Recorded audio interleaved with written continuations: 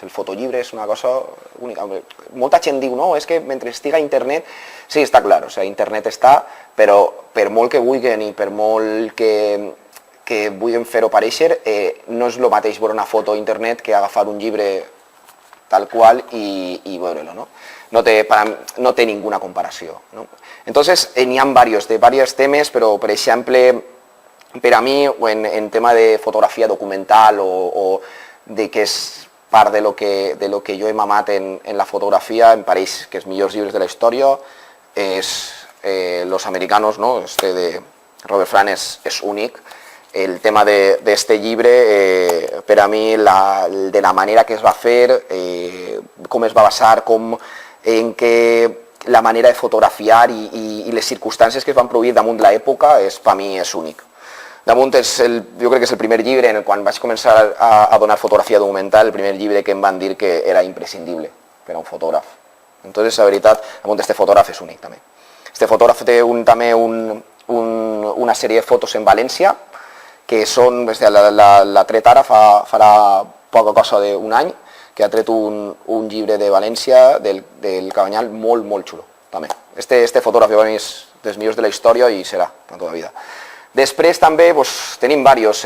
Este per a mi és un fotògraf, encara que este llibre, este projecte sobre els gossos no és el que és més adequat o el que m'agrada. Este fotògraf, Elliot Erwitt, és possiblement dels millors fotògrafos urbans que existeixen, que han existit mai.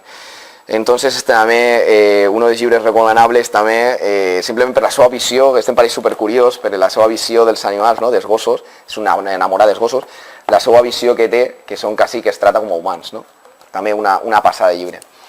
Després, en temes ja més a nivell nacional, per a mi Xema Salvans, el fotògraf este és per a mi de lo milloret que puga existir també, avui en dia en fotografia documental.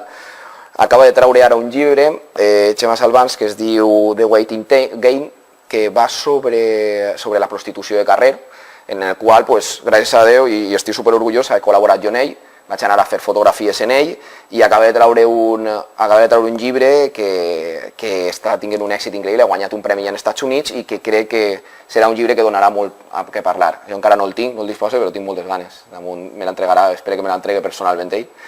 Entonces, per això. I després, com a fotògrafo també de carrer i un fotògrafo únic, jo crec que en la història de la fotografia és William Klein. Este és un clàssic, però este és un clàssic per a aquell que li agrada la fotografia documental, la fotografia urbana o inclús ja dins del fotoperiodisme, encara que no era fotoperiodista ni mucho menos, William Klein jo crec que és bàsic. Aprendre este fotògraf tiene un llibre d'esta magnitud, valga lo que valga, n'hi ha que tindre-lo. I així estaria moltíssim de rato, diguem, els llibres que no pararia, la veritat.